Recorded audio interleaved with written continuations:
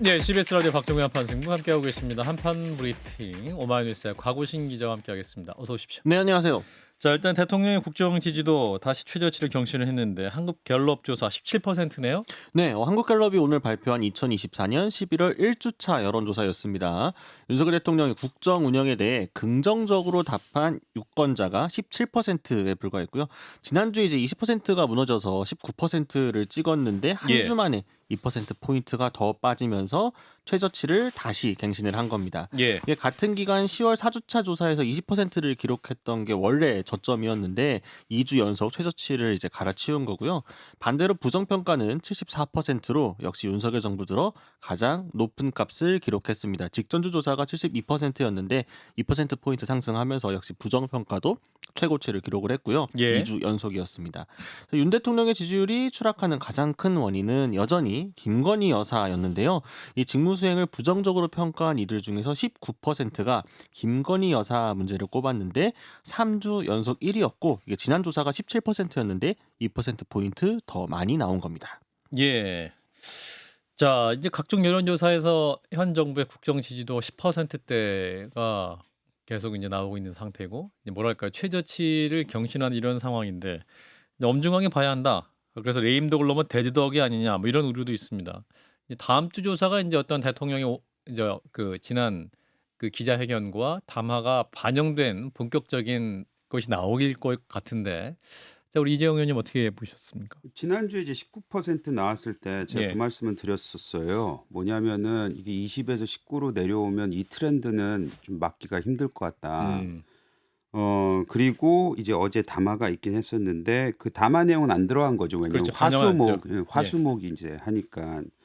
그래서 진짜 중요하게 봐야 되는 여론조사는 이제 다음 주가 아닐까. 그렇죠. 예, 다음 주라고 생각을 하는데 또 그 사이에 무슨 아까 말씀드렸던 어떤 거를 이제 행동으로 보여주느냐 그런 것들이 이제 반영이 돼야 될 텐데 어쨌든 간 전반적인 트렌드는 갤럽뿐만 아니고 뭐 모든 여론조사에서 대통령 수행 평가에 대해서 뭐 안 좋게 나오고 있기 때문에 이거에 대해서 대통령실이 신경을 안 쓴다는 건 말이 안 된다고 생각을 합니다. 전 신경을 굉장히 많이 쓰고 있고 굉장히 불안해하고 있고 혹여라도 요번 주에 전 17%, 19%를 조금이라도 올라갈 수 있는 방법이 있다면은 보수 진영에서 하도 위기감을 가지고 있기 때문에 결집하지 않았을까라는 뭐 기대가 아닌 그런 현상이 있지 않을까 생각은 했었는데 그것마저도 일어나지 않은 거니까 뭐 굉장히 위기 상황이죠. 보수 결집마저 없었다. 그렇죠. 기술적인 반등을 위한 보수 결집이 있을 수도 있지 않을까라는 생각이 있었는데 그것마저도 없었던 거죠. 이제 그 부분은 이제 다음 주에 이제 예상하시는 분도 있어요. 그러니까 이제 대통령의 그래도 진솔한 사고가 있었다고 평가하는 분들이 있기 때문에, 그리고 대통령이 또 국민들 앞에 고개를 숙이는 모습이 또 주요 신문 일면으로 나왔고, 그 부분을 또 긍정적으로 평가하는 대통령을 찍었던 분 중에 다시 돌아온 분도 있을 수 있지 않겠습니까? 물론 뭐 신문 사진만 보면 예. 그렇게 볼 수도 있겠지만 어차피 여론조사에서는 나름 응답자 자체가 기본적으로는 정치 공화정층이 많거든요. 예. 그러면 대략 내용도 보셨을 거고 그러면 사진만으로 평가하지는 않을 것 같아요. 그래서 10%대에 들어갔을 때부터 사실은 20%가 됐을 때부터 보수의 좀 공고한 지지층도 무너져 내리고 있다라고 보는 게 맞는 것 같아요. 예. 일시적으로 숫자 자체는 반등할 수가 있습니다. 1000명 조사가 보통 플러스 마이너스 3.1%가 오차 범위거든요. 예. 그 오차 범위 내에서는 뭐 왔다 갔다 할 수 있어요. 통계학적으로. 그래서 다음 주에 20%가 나온다고 해서 반등했다. 뭐 이렇게 보고도 아니고 사실은 추세를 봐야 되는 건데 예. 제가 보는 건 추세적으로는 이미 추락하는 것은 날개가 없다가 맞는 것 같습니다. 그 흐름이 계속될 것이다라고 보시는 거예요. 어제 했던 대통령의 기자회견은 이제 다음 주에 제대로 반영이 돼서 나오겠죠. 그러면 통계상의 그런 오차범위 내를 제외한다면 저는 더 낮아질 거라고 봐요. 그렇군요. 실제로 예를 들어 대구 경북 같은 경우 지난주에 18%가 나왔거든요. 갤럽에서. 예. 그래서 어떻게 이렇게 낮게 나오지라는 얘기가 있었어요. 그런데 대구 경북만 놓고 본다면 갤럽 조사에서는 약 100명 정도가 들어갑니다. 그러니까 사실은 전체가 1000명인 거지 대구 경북은 100명이기 때문에 100명 정도로 여론조사를 하면 오차 범위가 꽤 커집니다. 그래서 지역별 특히 이제 각 세대별의 성별까지 가는 거는 모집단 자체가 상당히 작아서 추세를 봐야 돼요. 근데 이번에도 23%인가 상당히 낮게 나왔거든요. 예. 그럼 이걸 반등했다고 볼 건 아니고 대구 경북에서도 거의 20%에 수렴하는 아주 낮은 지지율이 이제 추세로 나오고 있다. 음. 이렇게 판단하는 게 맞는 것 같아요. 예. 자, 우리 곽우신 기자, 네. 여당 반장님, 이제 출입 기자들은 어떻게 보고 있습니까? 이 오늘 결과. 그러니까 사실 오늘 최저치가 바뀔 것이다라는 예측은 대체로 했던 것 같고요. 이제 예. 몇 %였냐가 좀 중요한 것 같고 사실은 이제 이번 조사에서 방금들 잘 말씀해주신 것처럼 이제 기자회견과 관련해서 반영이 안 된 거기 때문에 예. 이제 다음 주에 그러니까 하방될 요인들은 분명히 있는 거잖아요. 이걸 중간에 조금 희석시킬 수 있을 만한 조금 끌어올릴 수 있을 만한 요인을 돌아오는 주 중에 여권에서 만들어내지 않으면 최저치가 또 바뀔 것이다라는 게 있어서 다음 주 중에 뭔가 이벤트가 있지 않을까 해서 이제 기자들의 예측은 아마 뭐 의원총회에서 뭔가가 나온다든가 아니면 대통령이 조금 더 이제 전향적인 그 적극적인 조치들을 취함으로써 지지층 달래기 나서지 않을까 이런 정도 생각을 하고 있습니다. 전화번호 두 분이 바꾸고 네. 연말에 그 해외 순방 안 가시고 연말까지 사실상 중단한다. 이런 조치들은 별로 효과 없습니까? 근데 이게 약간 이제 분명 지지층에게 효과가 없진 않겠지만 예. 사실은 그러니까 예를 들어 이명박 전 대통령 같은 경우는 17%를 찍고 나서 그 다음 주 하면서 이제 26%까지 끌어올리는 과정에서 뭐 독도 방문 같은 이벤트도 좀 있었고 조금 적극적인 조치들을 취했기 때문에 좀 가능한 거였거든요. 결집효과하고 맞물리면서. 그러니까 지금 한동훈 대표가 제시한 요구안들을 받아들이긴 받아들였는데 뭔가 약간 조건도 좀 붙어 있고 애매한 상황에서 오늘 한 대표의 메시지가 약간 이제 톤 다운하고 조절한 그렇죠. 식으로 갔기 때문에 여권에서 약간 위기감이 분명히 공유되고 있어서 이제 한 대표도 좀 숙고 끝에 나온 걸 텐데 이런 게 분명히 조금 갈라져 있는 보수 지지층한테는 약간 조금 효과를 주지 않을까 다시 모일 수 있는 이제 그런 기대는 약간 있는 것 같습니다. 제가 만약 여당의 전략가라면은요. 그 지금부터 다음 주 여론조사만 고민한다고 하면은 주말 그리고 월요일 화요일까지 매우 바삐 움직여야 될 것 같아요. 그 말을 안 하던 아끼던 사람들도 나와서 얘기를 해야 되는 시점이고요. 예. 한동훈 대표가 이제 톤을 만들어주긴 했는데 이 부분에서 이제 결집해야 되는 그런 내용들이 나와야 되고 용산도 그거를 굉장히 전향적으로 받아주는 모습이 나오면은 그나마 다음 주 여론조사가 반등할 수 있는 기회가 생기고 그걸 또 이어나갈 수 있는 동력이 생기지 않을까라는 생각이 듭니다. 자, 그 이제 역시 같은 갤럽 조사였는데 네. 왜 이제 우리나라 이끌어갈 정치 지도자가 누구냐라는 질문에 대해서 1위가 이재명 현재 더불어민주당 대표 29%가 나왔고 2위가 이제 한동훈 국민의힘 대표 14%, 3위가 조국 혁신당 대표 5%, 4위가 이제 홍준표 대구시장 4% 이런 수치가 나온 상황이긴 한데 자 이제 이러한 그 국정의 난맥상 가운데 이재명 대표, 한동훈 대표 대권 주자 선호도 격차는 또 이렇게 또 드라마틱하게 좁혀지지 않고 있는 상황인데 이 부분은 어떻게 보신 박성태 실장님 말씀 주시고 말씀 듣겠습니다. 예. 저는 사실 한동훈 대표 여론조사보다 그건 뭐 과거와 비슷한 격차로 가고 있고 국민의힘 지지율이 떨어진 게 의미가 있다고 봐요. 지난주에만 해도 대통령 지지율이 19%였죠. 19%였는데 국민의힘과 민주당 지지율은 32%로 동률이었거든요. 예. 그건 뭐 이재명 대표 책임도 분명히 있죠. 그런데 이번에는 분리가 됐습니다. 민주당은 오르고 국민의힘은 떨어졌어요. 약 3, 4%씩 민주당은 오르고 국민의힘은 떨어졌거든요. 예. 그러면 한동훈 대표가 선을 분명하게 대통령과 긋지 못하고 있으면 그냥 제가 앞서 추락하는 것에 그냥 같이 묶여서 가는 거예요.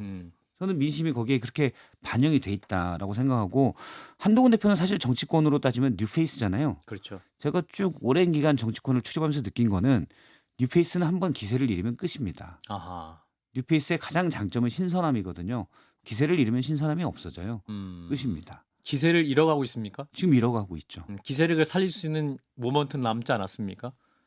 저한테 자판기 커피를 사면 제가 한동훈 대표에게 잘 알려드리도록 하겠습니다. 그건 자판기. 아 그래도 뭐 이게 좀 가격이 싸요. 비싸지는 않네요. 네. 예, 이재용 200원이면 됩니다. 예. 저는 지금 뭐 여러 가지 명태균의 녹취록이 나온 이후부터 크게 흐르고 있는 흐름 속에서 대통령 지지율도 낮아졌고 또 여권에서 그거에 대해서 나왔던 그 반응들 특히 이거에 아무 문제 없다라고 생각했던 사람들의 그 발언들이 민심에 굉장히 악영향을 미쳤다고 생각을 하고 뭐 한동훈 대표를 거기서 아무리 당대표가 열심히 본인이 차별화를 하려고 해도 문제 해결을 하려고 해도 같이 묶여서 갈 수 있는 부분은 있죠. 그래서 지금 생기고 있는 디커플링이 되다가 다시 커플링이 되는 게 아닌가 뭐 이 부분에 있어서는 어찌 보면 좀 자연스럽게 생겨날 수밖에 없는 일이 아니었나라는 생각이 드는데 아까 이제 박 실장님이 말씀하셨던 그럼 차별화를 해야 되느냐 신선함이 떨어지면 아무것도 아닌데 맞는 얘기인데 사실 지금 2년 반 시점에서 차별화를 과도하게 하면은 그것 또한 안 좋을 것 같아요. 그래서 지금은 한동훈 대표가 어떤 선택을 하냐면 매우 중요한 것 같긴 하지만 지금은 진영을 지키는 사람으로서 나중에 배신자 소리 듣지 않는 그 공간은 어느 정도는 마련해 둬야지 않을까. 그런 정치적 자산은 지금 어느 정도 쌓아둬야 된다는 생각은 좀 있긴 합니다. 한동훈 대표가 기존에 했던 말들에 다 답이 있어요. 지금 저 늘상 한동훈 대표는 어떤 구조적 딜레마에 빠져 있다고 얘기했는데 예. 뭐 고민되고 어렵겠지만 본인이 한 얘기에 다 답이 있습니다. 국민만 보고 가겠다. 국민 눈높이를 강조해왔고 예. 또 그 당대표가 된 뒤인가요? 전인가 제가 확실히 기억은 나지 않지만 정치인의 배신은 국민에 대한 배신밖에 없다고 그랬어요. 당대표 되기 전이었던 것 같은데. 예. 예. 그 얘기에 다 답이 있어요. 굵직한 메시지들은 다 저는 맞는 말들이라고 봐요. 예. 근데 예. 지금 하는 모습과 메시지들은 그때 했던 굵직한 메시지들과 배치되는 게 많지요. 어차피 한동훈 대표도 만약에 대선을 꿈꾼다면 중도층의 표심도 잡아야 되잖아요. 예. 그러면 어떤 신선함에서 갔던 중도층의 어떤 지지도가 사실 바로 빠질 수밖에 없어요. 다시는 안 옵니다. 예를 들어서 그 대표 중에 누가 있냐면 반기문 전 유엔 사무총장이 처음에는 보수의 기대를 잡았지만 턱받이 한 장에 그냥 가셨잖아요. 턱받이 사진 한 장에. 턱받이. 아, 턱받이 사진. 예. 그거는 예. 이제 신선함이 어느 순간 실망하게 되면 사실은 다시 오기가 쉽지 않아요. 그거는 오랫동안 정치권에 있는 분들하고 다른 겁니다. 그런 점이. 예, 정치적인 실망의 순간이 오면 회복하기 어렵다라는 말씀인데, 자, 그래서 어제 이제 대통령의 그 담화와 기자회견에 대해서 여러 가지 평가가 나왔는데 오늘 또 김종인 전 비대위원장이 쓴소리를 했습니다. 아직도 현상에 대한 인식을 제대로 못 하고 있는 것 같다. 이런 비판이었던 거죠. 네, 그러니까 김 전 위원장이 이제 국회의원회관에서 열린 국민의힘 소장파 모임 천목회 초청 강연에서 뭐가 우리 사회의 문제라는 것에 대한 철저한 인식이 없다 대통령이. 그래서 저희 방송에서 항상 말씀하는 말씀인데, 네, 그렇죠. 보시면 예. 정상적인 국정 운영이 불가능한 것이다 이제 이렇게 평가를 했습니다. 그러면서 기자회견에서 민생을 챙기겠다고 하는데 어떤 민생을 챙기겠단 말이냐, 구체성이 아무것도 없다라며 정부가 일반 국민의 생활에 어떻게 영향을 미치고 그것이 선거 때 당에 어떤 영향을 미칠지를 심각하게 생각하지 않는 것이다 이제 이렇게도 비판을 했고요. 이어서 우선은 일반 국민에겐 별로 흥미롭지 않은 이야기만 잔뜩 대통령이 하신 것 같다라며 일반 국민이 관심을 가진 분야를 얘기했어야 하는데 관심이 없지 않느냐 이렇게 지적하기도 했습니다. 예, 자 이런 가운데 용산 대통령실 내 소위 김건희 라인으로 꼽혔던 강기훈 국정기획비서관실의 선임행정관 음주운전 징계가 끝나서 복귀를 했다면서요. 네, 그러니까 이제 원래 지난 6월이었죠. 서울 용산구 한 도로에서 면허 취소 수준을 넘는 혈중 알코올 농도 0.121%로 5km 가량 음주운전을 해서 경찰에 적발이 됐고 예. 지난달에 벌금 800만 원 선고도 받았습니다. 이래서 앞서서 이제 9월 인사혁신처 징계위원회가 정직 2개월의 징계를 내리면서 직무에서 배제가 됐는데 이 2달의 징계가 지난 5일에 끝났다고 합니다. 그리고 그대로 원래 자리에 복귀를 했다 이렇게 전해지고 있습니다. 예, 자 오늘 김종인 전 비대위원장의 국민의힘 천목회 소장파 모임의 초청 강연에 참석한 분을 모셨습니다. 이재영 전 의원님 반갑습니다. 예. 천목회 이재영입니다. 괜찮네. 예, 오늘 뭐 이렇게 어떤 말씀을 아니, 인상적으로 그러니까 어제도 들으셨습니까? 참 되게 당황스러웠던 게 이 천목회 모임을 저희는 한 2, 3주 전에 준비를 했고 예. 제목도 영원한 권력은 없다라고 했는데 어제 아침에 이제 대통령께서 담화가 나오면서 다만 있기 전에 날짜 잡은 거예요. 그럼요. 저희는 2주 예, 전에 오해하지 마세요, 잡았고 여러분. 오해하지 예. 마세요. 그래서 잡았는데 또 김종인 위원장님께서 와서 그 특유의 그 말씀들을 많이 하셨죠. 예.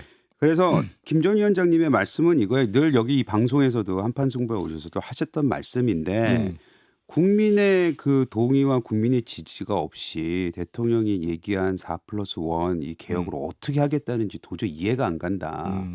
그것도 저희가 지금 계속하고 있는 말 아닙니까? 사실 그렇죠. 뭐 전광판을 안 보면 어떻게 본인이 원하는 개혁을 다 그 전광판에서 나오는 건데 그 힘으로 그런 부분을 말씀을 하셨고 김종인 위원장께서는 계속 그 말씀하시잖아요. 양극화 굉장히 큰 문제다. 맞아요. 근데 그 양극화에 대해서 어떻게 해소할 건지에 대해서 대통령실이 대통령이 얘기를 안 하는데 뭐가 뭐 되겠냐 뭐 이런 말씀을 지금 하고 계셔요. 그리고 늘 여기서도 말씀드렸던 그 대처가 노동개혁을 할 수 있었던 건 뭐 포클랜드 전쟁에서 이겼기 때문에 그 여론으로 한 거 아니냐 그 말씀도 하셨고 했는데 예.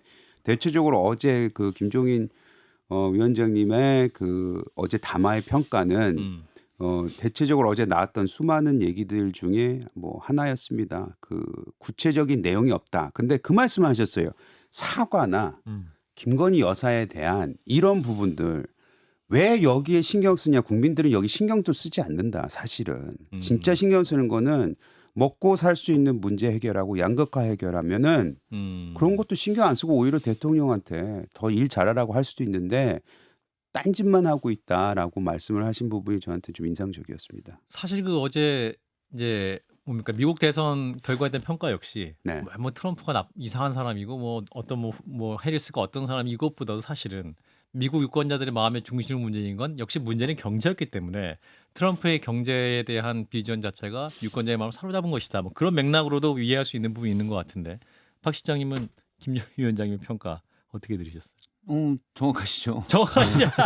근데 사과나 김건희 여사 문제 사실은 이거는 거의 자동으로 과거 같으면 발생 순간 자동으로 사과하고 자동으로 이렇게 가겠습니다. 그냥 코스에 있는 거예요. 예. 당연히 대통령 가족 관련된 문제인데 그렇게 했으면 쉽게 넘어가고 중요한 문제인 민생의 문제, 저는 뭐 경제 문제도 중요하고 자영업 위기도 중요하지만 지금 당장 임박한 거는 의료 문제 예. 이런 거라고 생각을 하는데 이쪽에 더 집중을 해야 되는데 전혀 지금 대통령이 거기 신경 쓸 겨를도 없잖아요. 이게 더 문제죠. 그러니까 뭐 사과나 요거를 뭉개고 여사 문제를 뭉개고 가라는 게 아니라 이건 그냥 발생하는 순간 왜냐면 대통령이 얘기한 게 대통령의 가장 상징 자본은 공정과 상식이었잖아요. 공정과 상식이면 이건 고민할 필요도 없이 바로 잘못했습니다. 사과하고 여사 문제 어떻게든 공정하게 처리하도록 노력하고 그리고 다음 단계로 다음 중요한 이슈에 대해서 했어야 되는데 그걸 못 하시니까 국정이 다 혼란에 와 매듭이 있다. 지어지지 않은 상황에서 예. 근데 또 한편은 뭐 그런 생각도 듭니다. 의료 개혁한다고 하셔가지고 지금 의료 시스템이 망가졌잖아요. 그냥 많이 안 하시는 게 나으실 것 같기도 하고. 근데 예를 들어 뭐 이건 좀 농담처럼 하는 얘기고 예를 들어 연금 개혁하신다고 계속 하셨는데 그렇죠. 연금 결국 국회에서 해야 돼요. 법 국회에 바꿔서 함께 해야 협조를 되잖아요. 얻어야 되는데 시정연설도 안 가시잖아요. 전 그게 대단히 그 부분도 중요하게 봤는데 대통령이 시정연설 안 가는 게 피켓팅하고 모욕 주게 한다. 이게 어떻게 이게 우리나라 국회의 모습일 수 있고 오히려 내가 가서 그런 상황을 재현시키는 게 국회에 더 안 좋을 수 있어서 안 갔다. 저는 상당히 권위적으로 봤어요. 대통령이라는 지위 자체를 엄청나게 권위적으로 봐서 옛날에 보면 좀 털털하신 것 같은데 그게 아니고 그런 부분에서는 감히 대통령에게 이럴 수가 있어? 이런 걸로 봤어요. 참 그런 것도 안 하면 어떻게 기본적으로 반대를 목적으로 하는 야당을 설득해서 그것도 지금 초거대 야당인데 연금 개혁을 하겠습니까? 그래서 연금 개혁 하겠다는 말은 전 진정성이 하나도 없는 얘기다라고 생각을 합니다. 예. 자, 강기훈 선임 행정관 이제 음주운전으로 징계 정직 2개월 받고 벌금 이분이 800만 원까지 선고받았던 분인데 복귀를 했단 말이죠. 이 부분 어떻게 봐니까 김건희 라인이기 때문에 복귀한 겁니까? 아니면 이 정도 대가를 치렀으니까 자연스럽게 복귀를 한 거라고 봐야 됩니까? 아니 이 정도 대가가 중요한 게 아니고 내보냈어야죠. 예. 이 복귀시키는 게 말이 됩니까? 이거는 우리가 지금 그 문재인 대통령 딸 그 문다혜 씨의 그 음주 사건 가지고 얼마나 비판을 많이 해요. 그렇죠. 근데 지금 행정관이 대통령을 모시는 행정관이 이 정도의 수치로 음주운전에 걸렸는데 2개월 정지로 끝내고 다시 복귀시킨다? 이건 말이 안 됩니다. 만에 하나 그게 행정 절차상 복귀시켰다가 다시 뭐 빼야 된다 이런 게 있으면 전 모르겠으나 예. 이거 이렇게 냅두면은 김건희 여사 라인이 아님에도 불구하고 그것이 아니냐라는 오해를 낳고 그것이 지속될 수 있게끔 비춰지기 때문에 이걸 왜 이렇게 핸들링하는지 전 이해가 안 됩니다. 요게 이제 대표적으로 전광판을 안 보고 가는 국민 눈치를 안 보고 가는 오히려 눈치 보는 것처럼 보여지는 거를 싫어하는 거라고 봐요. 대통령 기자회견 전날 복직이 됐잖아요. 법적으로는 징계 절차가 어떻게 되는지는 모르겠어요. 만약에 해고를 시켰다면은 강기훈 행정관이 이걸로 해고야? 해고 사유는 아닌데 소송을 걸 수도 있으니까 그건 모르겠어요. 예. 그런데 정무적이라면 당연히 더군다나 여사 라인에 대한 인적 쇄신 요구가 있었고 그리고 강기훈 선임행정관은 대표적인 여사 라인으로 분류가 됐던 실체 어떻든 간에 예. 됐던 분이잖아요. 근데 음주운전 0.12를 넘었는데 바로 복직을 했습니다. 정무적으로 만약 국민들의 민심의 눈치를 본다면 야, 너 힘든 거 알겠는데 지금은 아니다. 너 다음 달쯤에 응? 용돈 한 20만 원 주고 이걸로 그냥 일단 먹고 살고 있어. 너 다음 달쯤에 와라. 지금은 내가 좀 힘들겠다. 아, 용돈을 왜 줘? 그렇게 잘못을 아, 용돈도 주면 안 돼요. 안 되네. 예. 야, 뭐 친한 선배가 있다. 만약에 인간적으로 예. 예? 여기 저 굶고 있는데요. 쌀 팔 돈이 없어요. 그러면 뭐 제가 모르는 상태에서 한 얘기입니다. 그런데 그 정도의 정무 판단도 안 한다는 거는 무시하고 본인이 한다는 거예요. 대통령을 위하고 여사를 위한다면 스스로 그렇죠. 그게 정답이죠. 해야 되는 거 아닙니까? 예. 그런데 다혜 씨 같은 경우는 어떻게 했냐면 음주운전 잘못됐죠. 예. 그 사고가 나긴 했으면 택시랑 잘못했죠.